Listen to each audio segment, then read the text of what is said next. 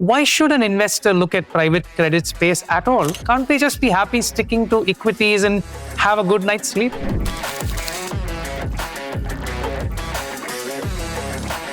The economy, as it were, from an Indian standpoint, needs credit in all forms, not just from Indian banks, to grow. Credit is a necessary market. It is necessary indeed, for equities to perform as well. The Indian credit market's capital formation or capital supply structure, 80% or more of Indian credit demands is met by Indian banks, and roughly 20%, from non-bank firms, which include offshore funds, non-bank finance companies, and so on and so forth. Now, if you were to look at the US, it's exactly the opposite. It's 80% coming from non-banks and 20% coming from conventional banks. The US market, in terms of its development over decades, has actually taken risk out of conventional banks, which are supposed to be the backbone of stability from a banking ecosystem or an economic ecosystem, and transferred that to non-bank in all its forms. Its funds, its non-bank special lending vehicles, its private lenders, and so on and so forth. And nobody had heard of what AIF was 10 years ago. But in a short span of 10 years, it has grown from zero to roughly $36 billion of fundraise just in AIF category 2. How do you gauge risk in private credit transactions? So from a Sundaram perspective, 100% of secured credit, which means that, we lend against hard assets, which are 2 times covering our exposure. And we also lend only against operating or running cash flows, which means that we are not correlated to any market event. We're not taking equity type risks. We're not kicking the can down the road in terms of realization of returns. So everything that we do is very, very bank-like. And so there is no gray.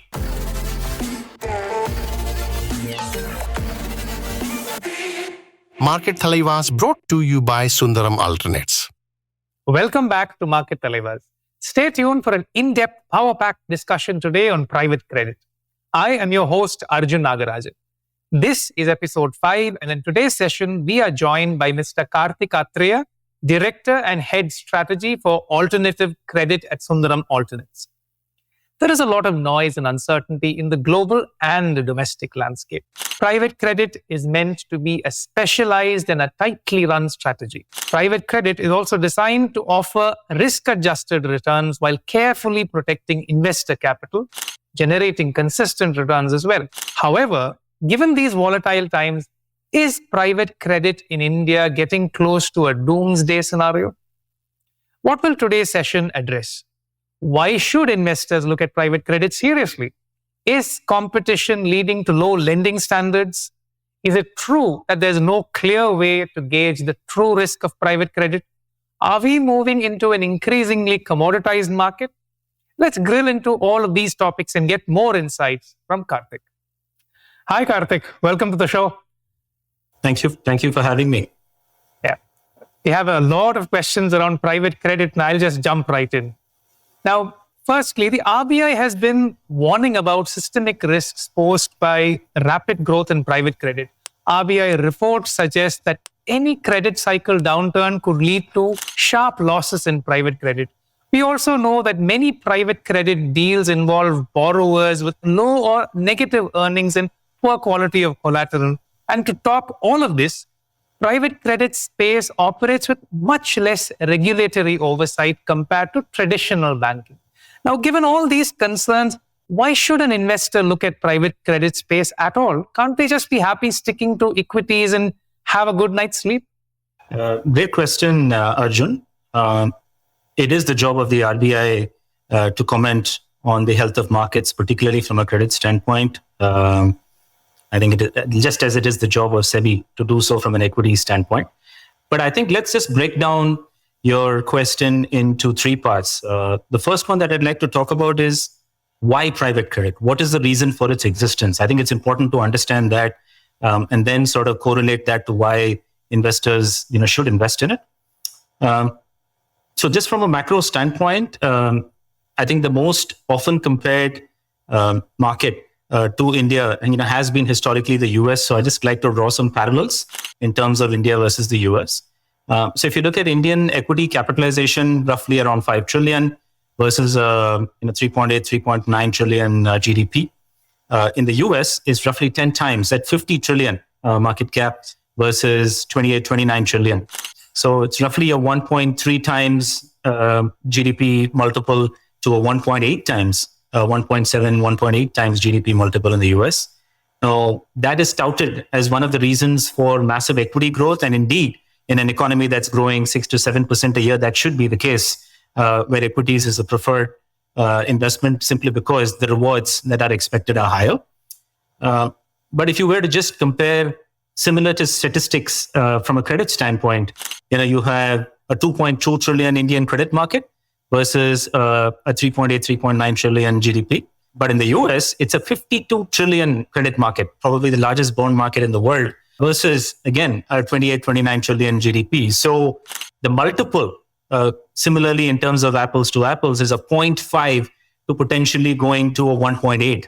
So the room to grow from an Indian credit standpoint in scale, in sophistication, in product width, in terms of foundation is significantly higher vis-a-vis equity. So which is one of the reasons why the economy, as it were, from an Indian standpoint, needs credit in all forms, not just from Indian banks, to grow. So I think let's just put that in a bucket first to justify the fact that credit is a necessary market. It is necessary indeed, for equities to perform as well.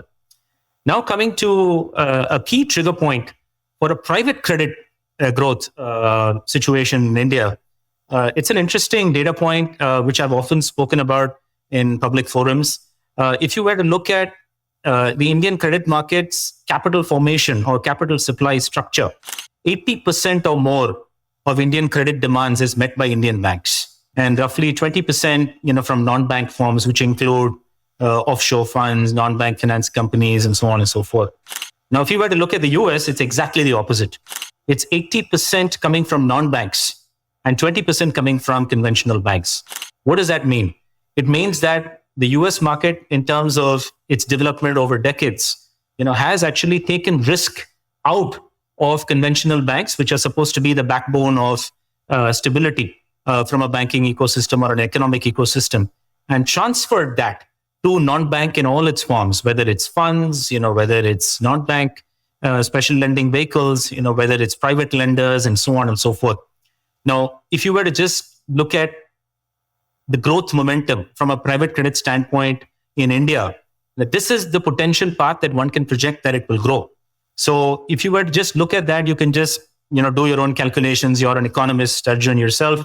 The growth momentum and the possibilities for Indian credit to grow is extraordinary and probably multi-decadal opportunity as far as India is concerned. I do believe that this is one of the primary triggers for several of the events that have happened in terms of Indian credit market sophistication and growth, whether it is the AIF industry, which is nothing or zero. I mean, nobody had heard of what AIF was 10 years ago, but in a short span of 10 years, it has grown from zero to roughly $36 billion of fundraise just in AIF category 2, which is, housing largely credit funds and so on and so forth. So that's roughly 18 to 20% of the Indian mutual fund industry today, if you were to look at it in terms of scale and size. So that's pretty dramatic in terms of a 50 to 70% CAGR growth over the last 10 years and continuing to grow. So we actually believe that this market will continue to grow in the future over the next several decades, and until it probably reaches that inversion point or close to where the US capital formation or capital structure is. Coincidental to this is also some of the other developments in the Indian market, which all point to the fact of private credit growth. Whether it is the formation of the IBC and its extension to financial and other creditors, from a creditor protection standpoint, whether it's regulatory arbitrage in all its forms. As you mentioned, the RBI is hawkish and continuously monitoring the ecosystem. So the RBI has, over the last decade, imposed several restrictions on Indian banks and non-banks in terms of size of lending towards a particular sector as part of its net worth, end-use restrictions in terms of what it can and cannot fund, what kind of risks it can take and at what point in time, and so on and so forth, that all point to the fact that there is a massive regulatory arbitrage investment opportunity that has been created in India, which fundamentally, is the preserve of private credit funds And essentially, it points down to the fact that you can price for liquidity in India, which was never the case till a decade ago, where there was always a convergence to, what is the interest rate that a bank is charging. Now that is no longer of relevance, where there is an independent, private credit market, whether it is venture debt, whether it is corporate credit, whether it is real estate, whether it is the bond market, and whether it is a secondary market emergence, fractionalization of holdings of units and securities. So the levels of sophistication in a very, very short span of time of a decade has been enormous in terms of pointing to the fact that there is multiple sets of asset classes which are interesting investment opportunities for investors.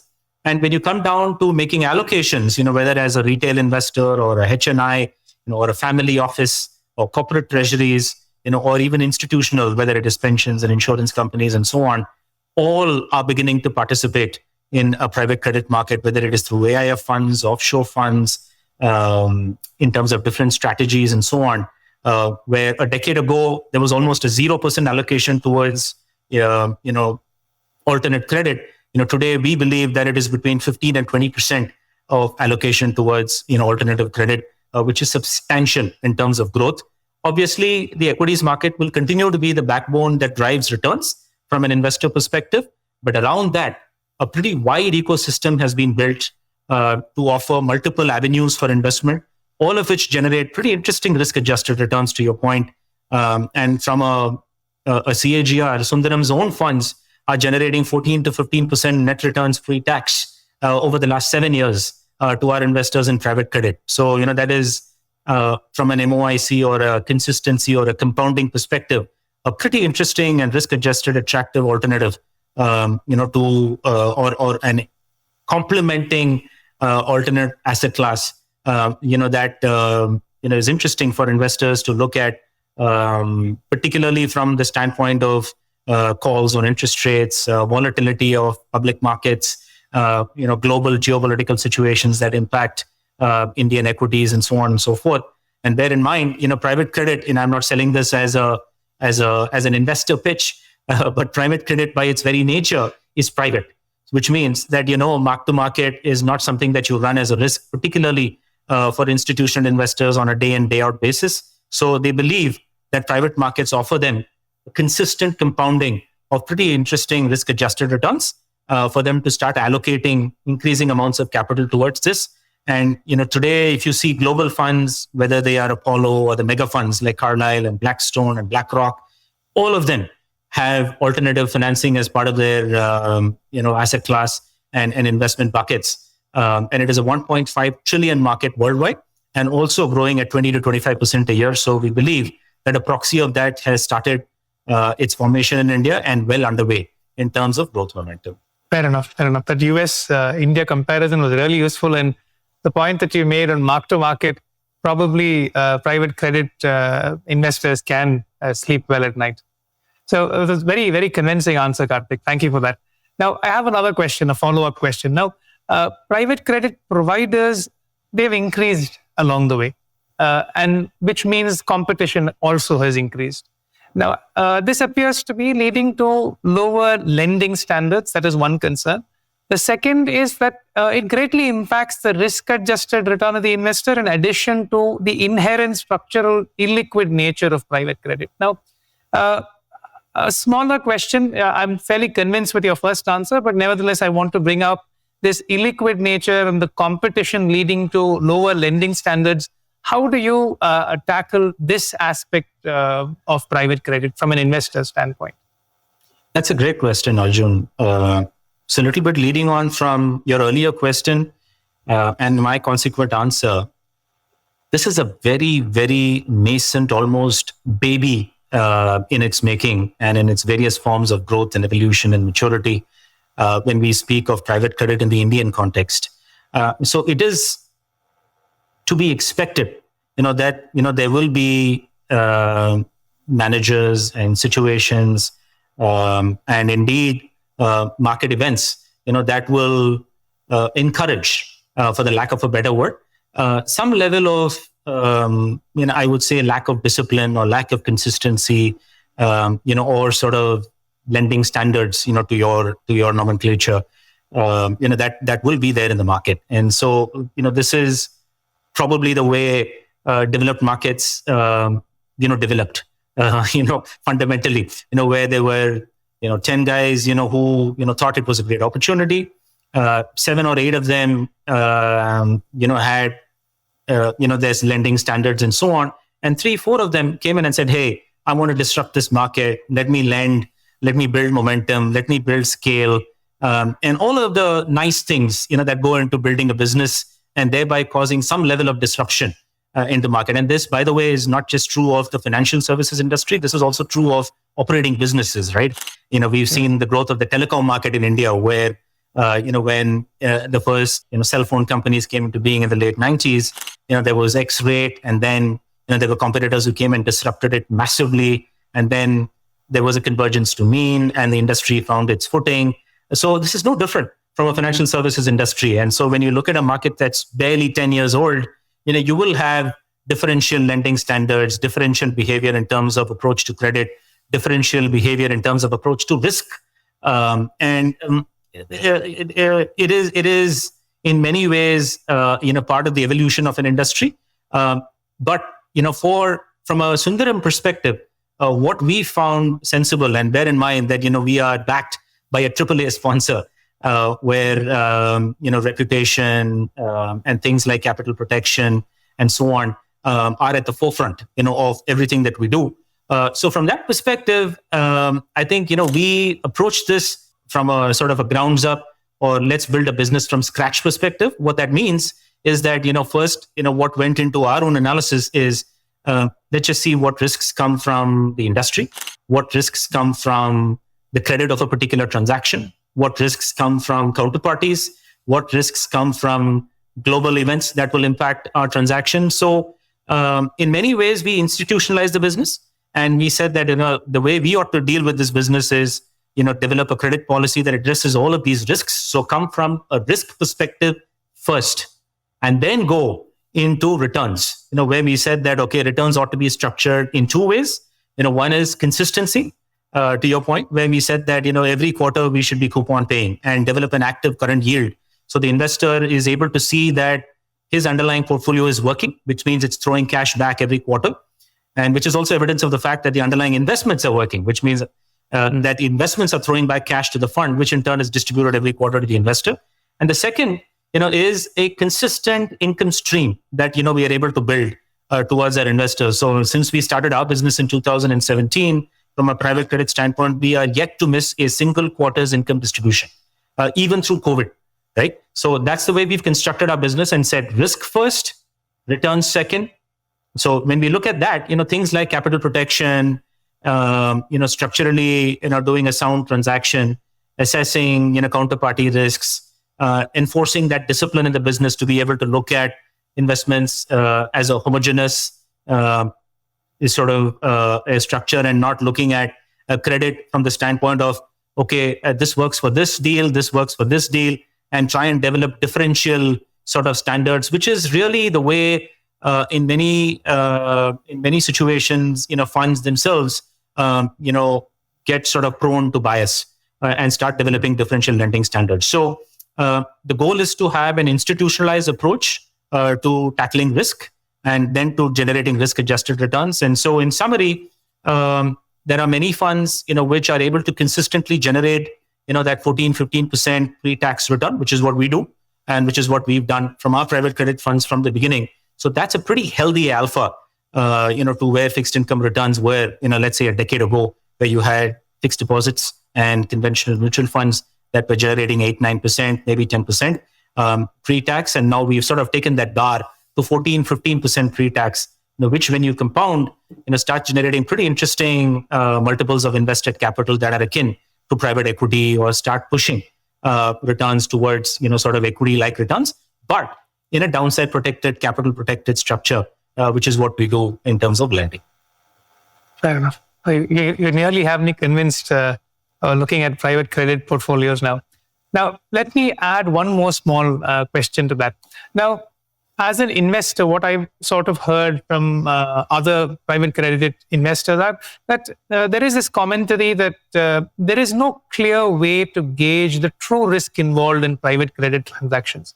I wanted your comment on how do you view that? You mentioned that we have structures in place that really take care of all of that. But from a point of view of managing private credit, would you agree with that comment that there isn't really a true gauge to sort of measure the risk involved in private credit transactions?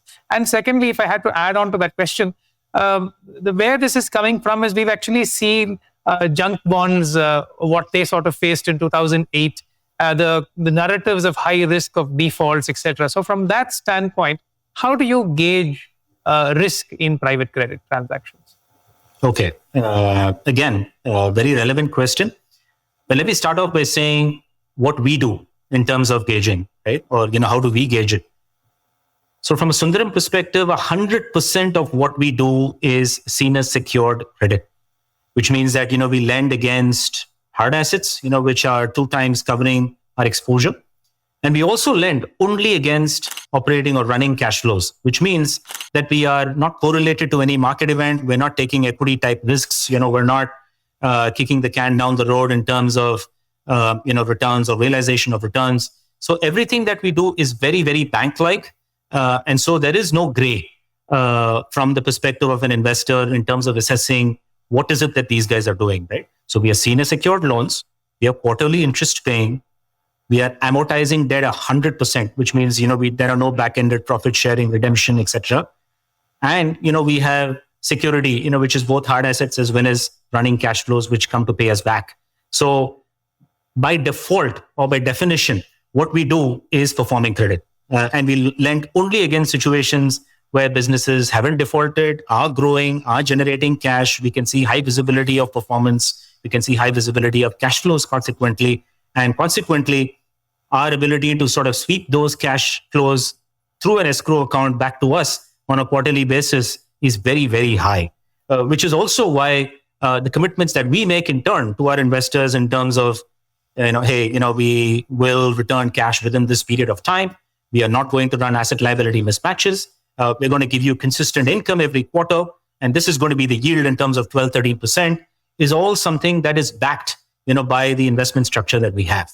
And all of this is enshrined in credit policies, in our PPMs, in our decks and commitments to investors. So there is rarely a situation where I've encountered where an investor says, hey, I don't know what you're doing. Why did you do this deal? And so on and so forth, because the approach to the business is highly institutionalized and very little subjectivity or bias, from an investment team or a fund manager perspective. So that's the business that, Sundaram wants to build in terms of, risk and return. However, your question is very relevant, from a market standpoint, where there are many, many strategies and very different cultural styles that each manager has in terms of approach to the market. So, we often find that even credit transactions do end up taking equity risks or quasi-equity risks. And regardless of the structure, where it's a bond or a debenture or some sort of a structured loan, the underlying risk that, one can take from a private credit standpoint can be equity risks, can be things like, let me cash out a promoter, let me go buy land, which has no clear visibility in terms of time frame to monetize, let me finance, something that is highly futuristic. So from an end use perspective, a lot of things, fall within a regulatory arbitrage bucket and consequently an attractiveness for a fund manager to be able to put money, with, let's say 18, 20% returns, but which may not necessarily be credit in terms of the underlying risk that deal is or that manager takes, right? So consequently, all PPMs, and I've heard this from many of the investors in saying, hey, your PPM says this, the other commitment from another fund manager says exactly the same. And so what is the difference between you guys? So your question is very relevant and pertinent from that perspective. But in terms, the answer to your question can only come through the growth and time that the industry has to be able to mature and investors experience in terms of a particular manager or a set of managers in terms of A does this, B does this, C does this.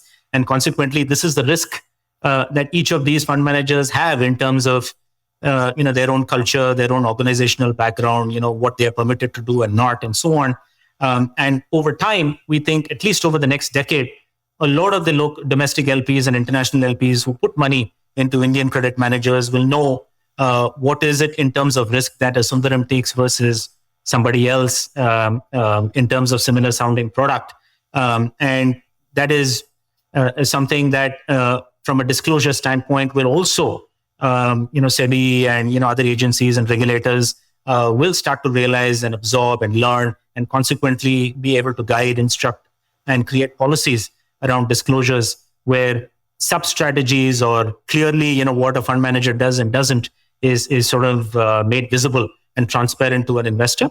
But the overall, as I said in my earlier response to your question, the market is growing. The need for credit is large. It is underlying equity in many ways in terms of return possibility and potential. From an allocation of an investor, there is an increasing appreciation of who does what, and this will only improve over time. So that way, I think the discerning investors or sophisticated investors, will start to understand who to bet on what. And as you can see, to end your question, there is the new NAC or the new asset class, that the SEBI is come out with, which allows retail investors to access these kind of alternative credit markets.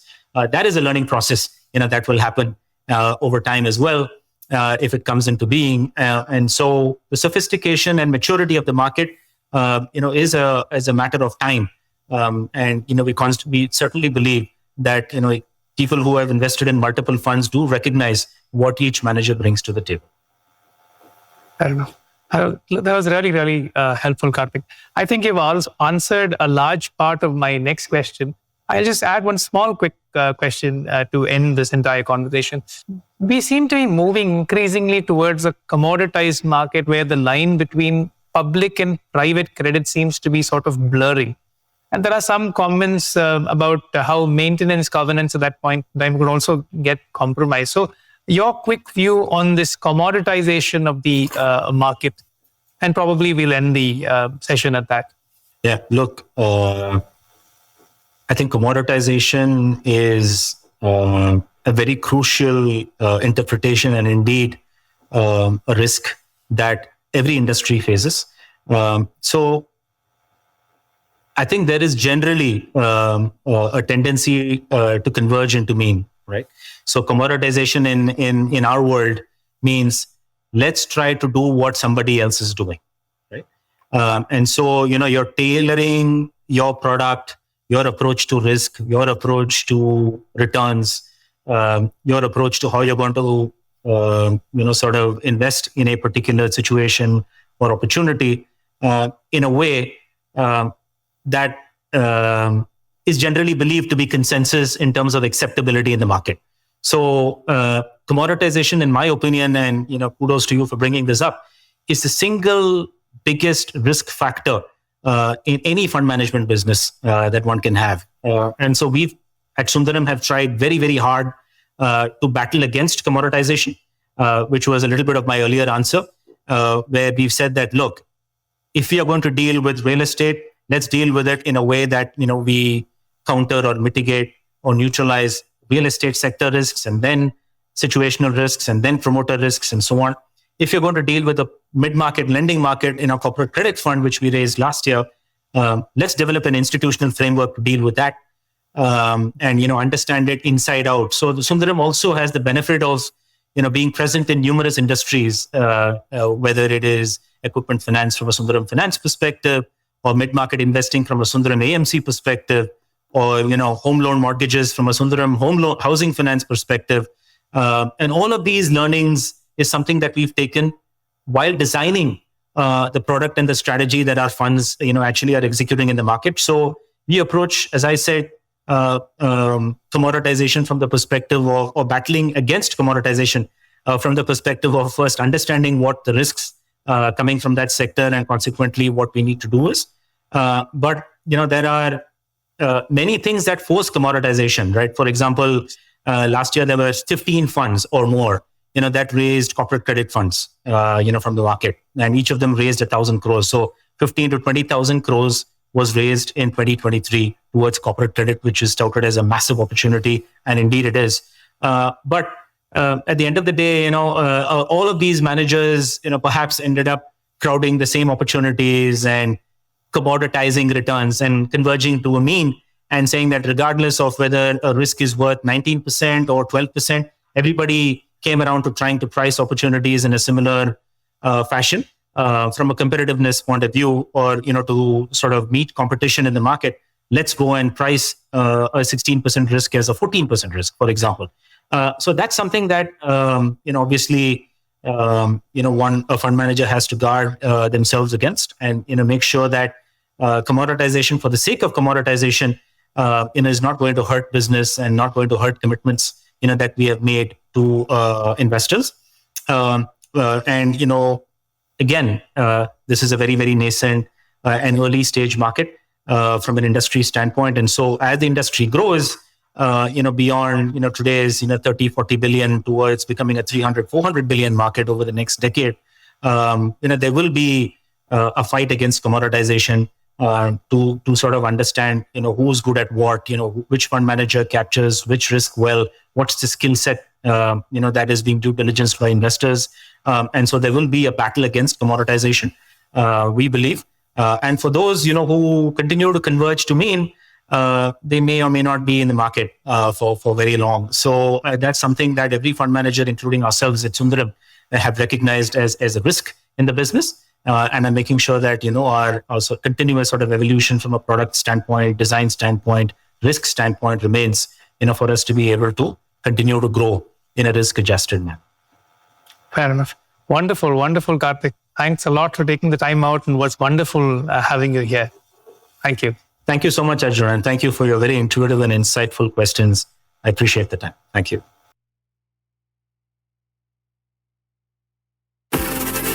Market Thalaivas brought to you by Sundaram Alternates.